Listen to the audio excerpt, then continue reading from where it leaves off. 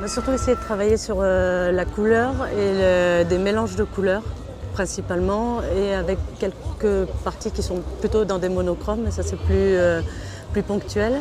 Et au niveau de tout ce qui est mélange de couleurs, bon, il y avait un truc un peu plus évident sur les extérieurs nuit, de mélanger du mercure, du sodium pour avoir des ambiances soit plutôt franchement froides avec des contrepoints chauds. Et en fait, on a essayé de garder cette logique aussi pour les intérieurs. Alors pas pour les intérieurs jour qui sont lumière plutôt naturelle, mais tout ce qui est intérieur nuit. Et en fait, ce qu'on a essayé de faire par rapport à ça, c'est au lieu d'utiliser des ampoules tungstène comme ça se fait classiquement, de plutôt utiliser. Maintenant, il y a une gamme d'ampoules qui est très large, donc utiliser des ampoules avec des températures de couleur beaucoup plus froides ou des LED. Ce qui nous a permis en fait de garder cette déclinaison d'ambiance froide avec un peu des logiques de contrepoint chaud, ou inversement, il y a aussi certaines séquences qui sont chaudes avec des contrepoints froids. Donc on a fait pas mal d'essais en fait sur des gélatines pour trouver les teintes dans les bleus-verts qui nous plaisaient. Du coup, en fait, comme les 4 actrices principales sont des jeunes filles noires, en fait, on n'aurait jamais pu faire ce qu'on a fait sur des carnations blanches, en fait. Parce que, notamment sur les gammes de couleurs qu'on a utilisées, dès que c'est des teintes un peu froides ou un peu tirant sur les verts, ça peut avoir un aspect un peu lugubre et ça ne met jamais les gens en valeur. Alors que sur elles, comme c'est des peaux qui sont très chaudes à la base, en fait, elles supportent vraiment très bien les couleurs. Et du coup, il y a eu une radicalité qu'on n'aurait absolument jamais pu avoir avec des carnations blanches.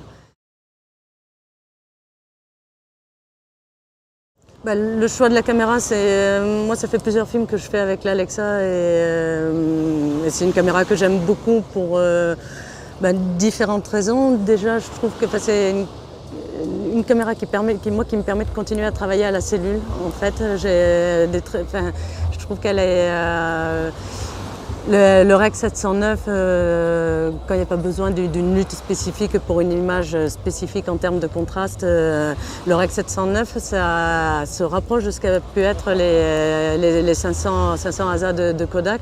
Du coup, en fait, moi, c'est des repères que je peux garder. Et ça, c'est assez. Moi, j'aime bien travailler à la cellule pour éviter de faire des allers-retours au combo, de devoir pas une question je perds pas du temps en allant au combo, mais je trouve que c'est plus du tout le même rapport que d'être directement derrière la caméra alors il y a ça, et plus de pouvoir travailler la cellule quand il y a des gros pré-light à faire, on n'a pas forcément la caméra, le combo et tout ça avec nous, mais du coup ça permet quand même de dégrossir énormément les choses parce que je reste dans mes habitudes de travail. Et en dehors de ça, c'est une caméra que j'aime bien en termes d'ergonomie. Elle est à l'épaule, elle est très bien, elle est très simple d'utilisation.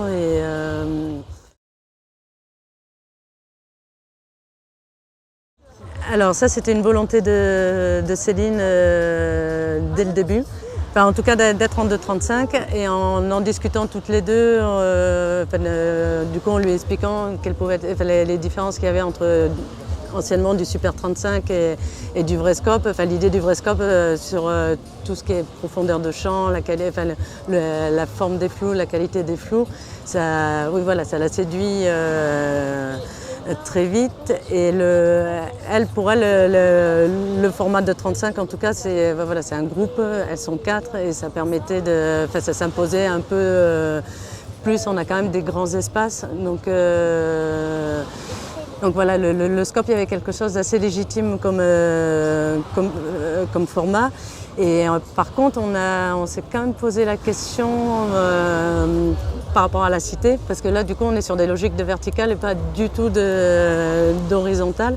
Donc en fait, on s'est baladé ensemble sur différents décors et notamment la cité, on y a passé pas mal de temps avec un chercheur de champ et nos optiques pour voir ce qu'on pouvait, comment ressortaient les immeubles, parce qu'il fallait qu'ils soient enfin, qu'ils existent, quoi. Et en fait, comme le lieu est très, très vaste, on en a toujours de toute façon dans les fonds. Donc du coup, en fait, ce problème de verticalité, c'était plus ou moins un faux problème. Et donc voilà, le scope, on l'a un peu validé comme ça, quoi.